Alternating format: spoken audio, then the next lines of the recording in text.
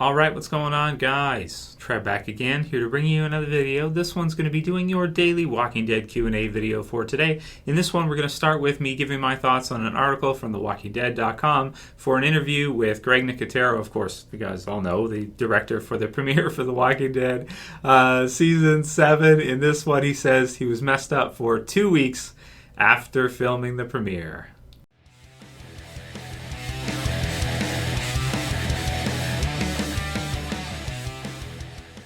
Yeah, so this one's pretty fun. I'll put the link in the description for you guys so you can check it out from thewalkingdead.com. And yeah, he says he was messed up for 2 weeks after filming. You can imagine why, because of course he's, if you're new, like you probably know at this point, we're into season 7 now. Everybody knows Greg Nicotero now, but he's responsible for, I would say, a lot of the success of The Walking Dead. He's one of the people, I mean, it's a show, so there's a lot of people involved. You've got the comic books with Kirkman, you've got Frank Darabont starting it, you've got, Gimple running it, and you've got everybody else involved, all the actors, everything. But he's the one who makes it, who gives the show the look. I'd say of anybody else, he is most responsible for the visual feel and look of the series because he, of course, is the captain, so to speak, of the zombies. He is responsible for the look of the zombies, the way they look, the decay, the makeup, the way they do it, and even, too, in the interview, you can see as well, as he answers some questions about it, that he has gotten artistically involved with a lot of different things on it. And I personally have been very impressed because going from being strictly a makeup artist and entrepreneur and owning his own business to, do makeup for movies and that, he also, of course, is an awesome director. Some of the best episodes in the entire series are directed by him, and I've even seen people send me statistics of what they call the Nicotero effect, where after he directs an episode, the ratings boost after the following week quite a bit for The Walking Dead. So, and you can see why, because he does such an amazing job. His visuals are great. He's responsible for all of the makeup, and if you look at the Merle zombie and the zoom in on the Merle zombie face, which is one of the most iconic scenes in the whole series, especially for Daryl and Merle fans, as well as all the other amazing episodes he's directed, like No Way Out, and oh man, there's so many. Check the wiki, the episode guide, if you want to see all the episodes he's directed. He's directed some of the best in the entire series. So he's directing the premiere, as we already know, and of course he's also doing, he's directing, but he's also going to be doing the effects. Maybe it's easier for them to give him everything and be like, okay, you're doing the effects and this kind of stuff, but then we have a director. Maybe it's better if we just give Nicotero, the director, everything so he can control everything to do with the makeup and the camera angles and and everything that the cinematography and everything, lighting and all that. Because really, he's doing it all anyway. The director for the episode is kind of giving him that part. Because, of course, in the premiere, we're going to see Negan bash the hell out of somebody, which I won't get into any spoilers in this video yet, but, there's going to be brain matter and there's going to be probably eyes popping out of sockets. There's probably a concave skull. I bet they probably built a whole dummy and had it I don't know, some kind of exploding explosions in the head, causing brain matter to explode and eyes to come out. Oh man, it's going to be crazy. So you can imagine, like he says in the interview, that he, of course, was the leader of all this and doing the effects and making it happen. Meanwhile, somebody who's been in the series for a long time is going to be killed off and is going to be leaving and will never be on the show again. So you can understand why maybe he had some nightmares or was messed up. But I'd almost say it's probably because of I don't think he probably gets nightmares about the gore anymore. I think it's probably about having to kill off characters and that kind of stuff, and like you said, having everybody there kind of look at him as the leader for this horrible time in the series for everybody who's involved, all the cast and everything. So it's going to be crazy. So definitely going to have some mixed emotions, and it sounds like it's going to probably mess us up pretty bad as viewers too. So I can't wait. It's going to be awesome.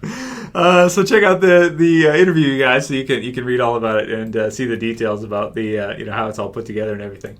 Ryan Gangadin says, "Hey Trev, Q&A. Do you consider yourself obsessed with The Walking Dead?" Am I obsessed with The Walking Dead? Yeah. Yeah. The easiest question ever. Yes. You want me to elaborate on it, Ryan? I bet you do. Yeah, I mean, I am obsessed with The Walking Dead. I mean, I don't know, man. It's just my favorite series ever. I've done lots of videos on it talking about how much I love. You guys know how much I love The Walking Dead and everything. Yeah, I'm totally obsessed with it. I think about it probably way more than any healthy person should. I try to guess what they're going to do next. I read every issue. I have every issue of the comic books. Every episode of the TV show that's been released, I have on Blu-ray or DVD. Even Fear and everything, figures and everything. Yeah, I'm obsessed with them. I'm sure a lot of you guys are too, as well.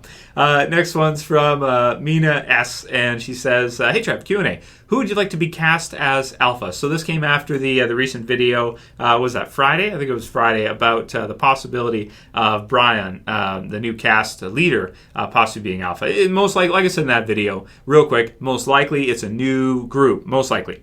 So, but we'll see. You never know. It's not impossible that they could possibly bring some of the characters from later in earlier and then have them fade out and then come back in a couple seasons or something. That wouldn't surprise me either. But who should be cast as Alpha? It would surprise me, I suppose. Man, it's probably going to be somebody we've never heard of, to be honest, most likely. But any female actress you can get that is able to do the badass role, like Jada. Oh man, Jada Pinkett Smith. She'd be amazing because she plays Fish in Gotham, and she can play a really badass female, like just really scary and badass for sure in Gotham, if you can see it. And some of her other roles she's been in too. So I would love to see her, maybe take on that role. That'd be great, but I don't know. She might be too expensive or something. I'm not sure. AMC has budgets and stuff, and sometimes they pick somebody. They have to pick people based on, their resume, of course, criteria, what they've done in the past before. But, I think she would just be perfect for it. But there's other, actresses that could be really good. Kim Dickens, actually, that plays Madison in Fear. She'd actually be really good as an Alpha. I could definitely see her as an Alpha if you shave her head and everything and play that kind of badass role. So, they'll find somebody. We probably won't be able to guess who it is, as usual. But you guys can write your comments below. Who do you think should play Alpha? Who do you think would be a good cast choice for? There's so many options for sure, right? Next one's from Anastasios. And she says, I've been a huge fan of your channel, subscriber since Season 3 aired, and you've never answered any of my questions.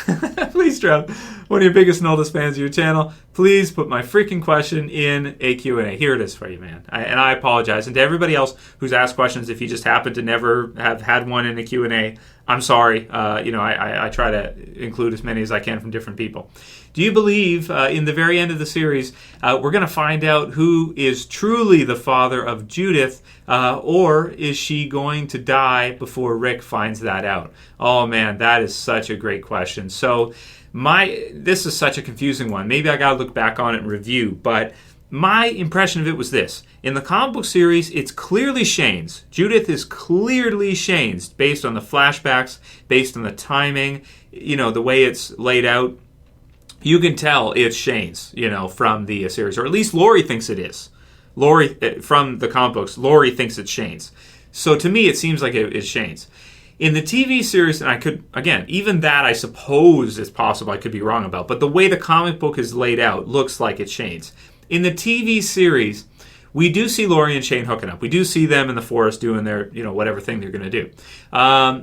So it's still possible in the TV series that Judith is Shane's. But to me, based on the timing when Rick gets back and kind of the way it looks and how it's alluded to, they've never really addressed it. And you're right. They probably should bring that in at some point. And I don't know how they would do it. They have to be creative with the writing to make it fit in. But that would be tricky. But in the TV series version, I believe Judith is Rick's in the TV series version. So I'm saying that I do think it's different as far as that goes. Based on the timing when he gets back and when Laurie says she's pregnant, it seems to me more like, okay, Rick got back, they were in the tent, they were doing their thing, Shane's jealous, whatever, he knows they're whatever together.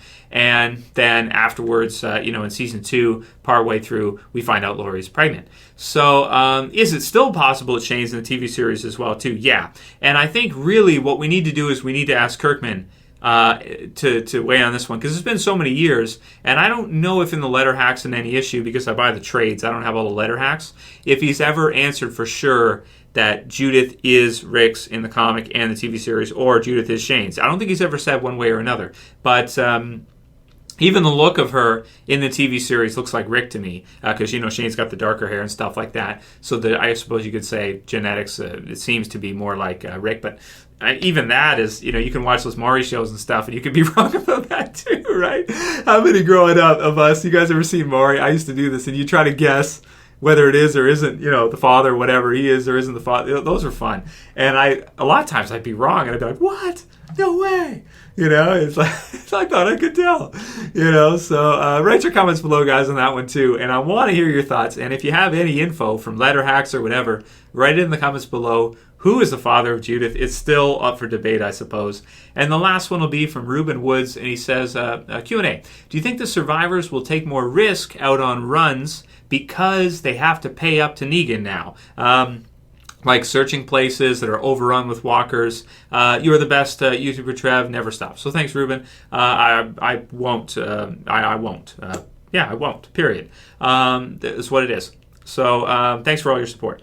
But do I think that they will? Yeah, they're going to have to, right? Because if Negan's going to be coming and taking stuff, and that's how it's going to be. Rick and the others, they were kind of low on stuff in season 6.